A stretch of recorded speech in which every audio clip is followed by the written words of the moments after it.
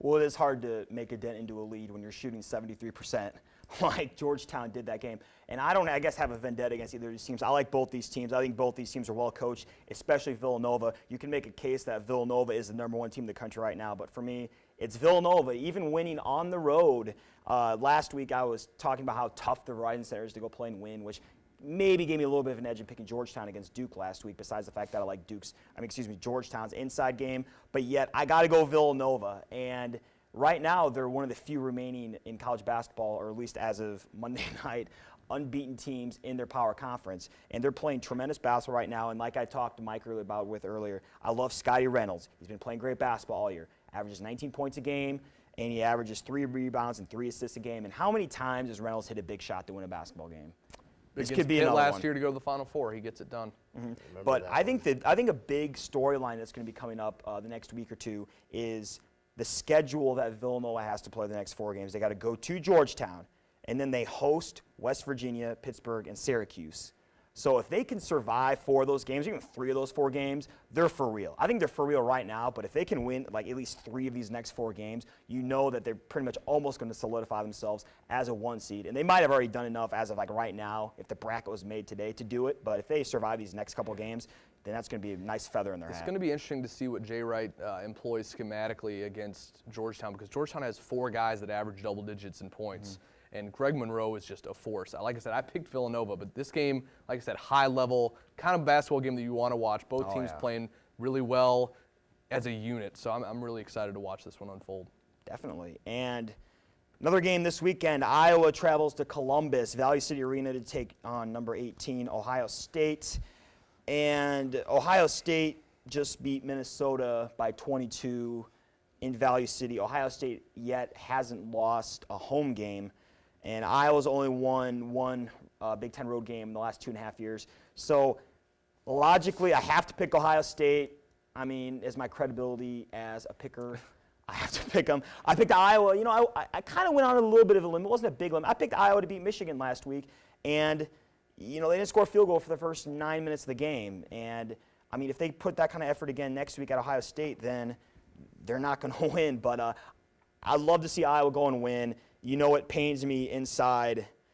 It hurts every bone in my body to pick against Iowa, but I have to use my head here and not my heart, and I have to go Ohio State. And they're firing on all cylinders right now. They're playing good basketball.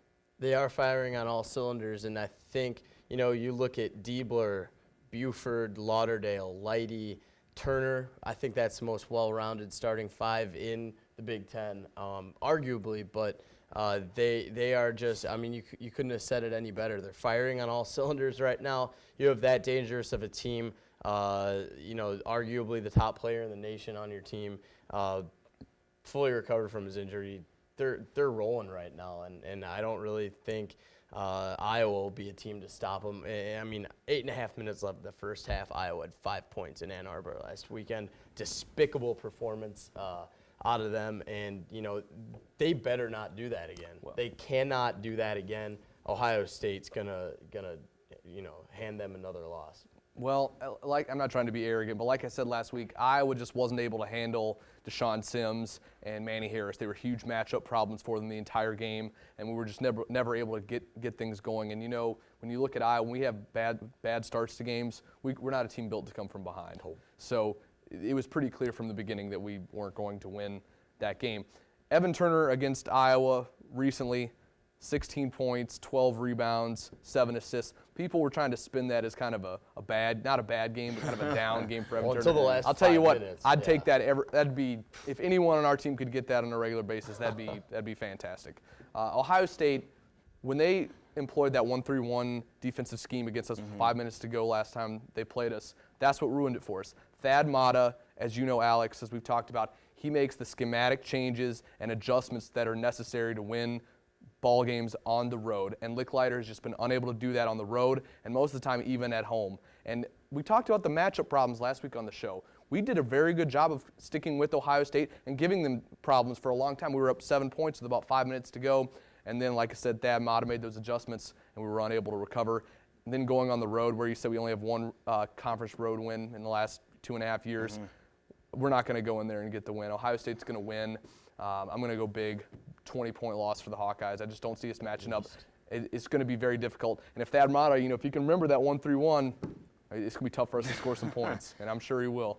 I won't put a point total on it because out of respect, I won't do it. Yeah, it'll be ugly. But I think they have a shot to win. I'll never say a team doesn't have a shot to win. But we competed for 35 against to it, 40 right. minutes. To me, unfortunately, it just felt like a missed opportunity. When we didn't close the deal really at home. was. We had all the fans there, and it just hurt. That one haunted me, so I'm sure it haunted the team. And then how much did this past weekend against Michigan, how much was that almost identical to what happened in the Big Ten men's basketball tournament last year? Same team beating us and just jumping out to an insurmountable lead. The game was over 10 minutes in. But at least, we can possibly make comeback for down early. We did against Michigan State, but I think Ohio State probably will win. But the good thing is, though, quickly before we're done, I think we've got actually a good shot to win every home game left on the schedule. We don't play any more ranked teams at home. We play Illinois, we play Michigan, we play Northwestern, and we play Indiana. So I think all those teams we can beat. And especially if we come out and we play the way we did against Ohio State last week here in Carver, I think we got a shot to beat all those teams. And I think that's one of the good things, too. Build the confidence at home. Maybe we can transfer it on the road. And if you would like to make any comments about our show, uiowaist@gmail.com. That's our email address. And so for Mike Rabin, Joel Operina, I'm Alex Salzma. Good night and go Hawks.